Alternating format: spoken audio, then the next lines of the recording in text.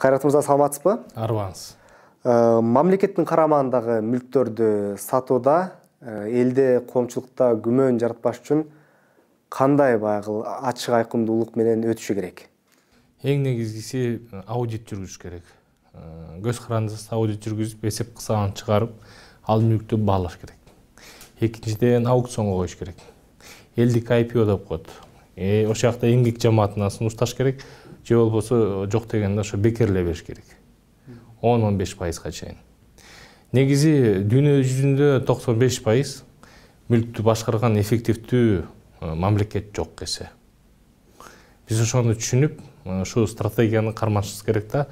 Жакшы эффективдүү ачык айкын башкарыш үчүн албетте биз жеке менчик институтун киргизишибиз керек.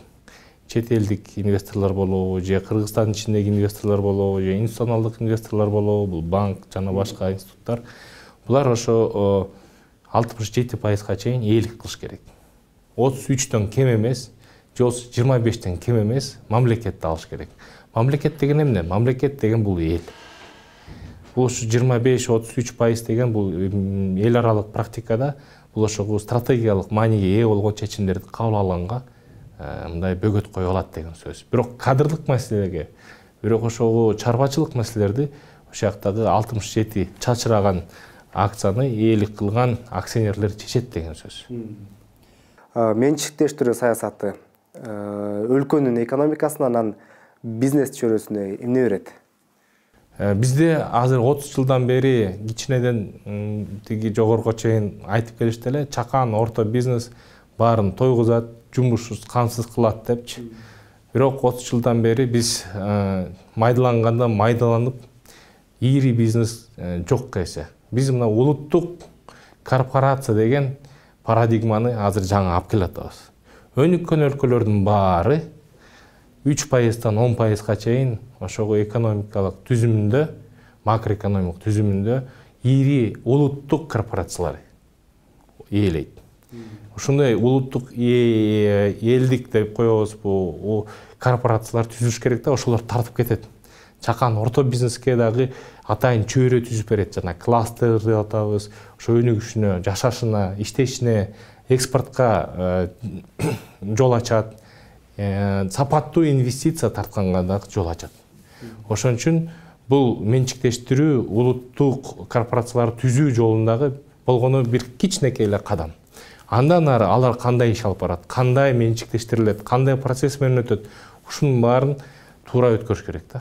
Ушу менчиктештирүүнүн алкагында Улуттук банк Мегаком байланыш операторун сатып алышы мүмкүн деген сөздөр айтылып келатат.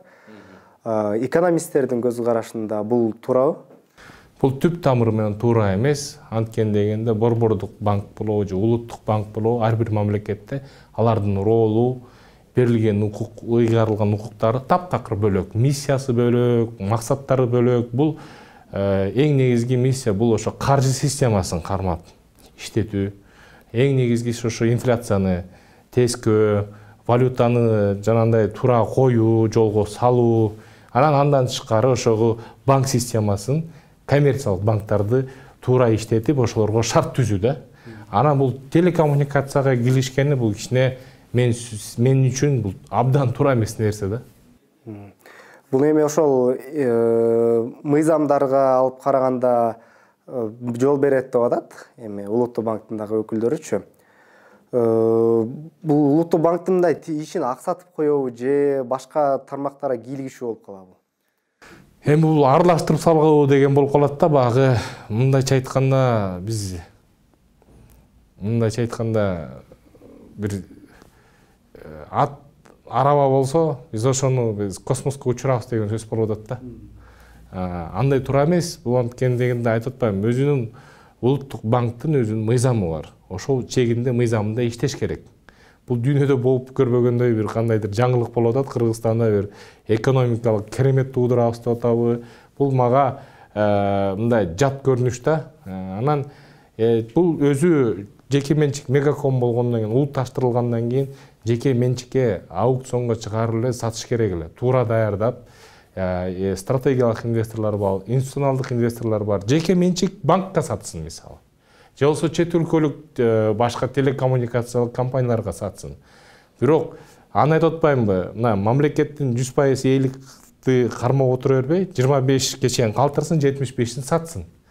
Ал жерден дивиденд алып коюп, мамлекет багы иш эмете берет да. Стратегиялык деңгээлде ишин жүргүзө бермек, акционер катары, отчетторун алыпчы. Түшүнүктүү. Рахмат маегиңизге. Рахмат сизге дагы.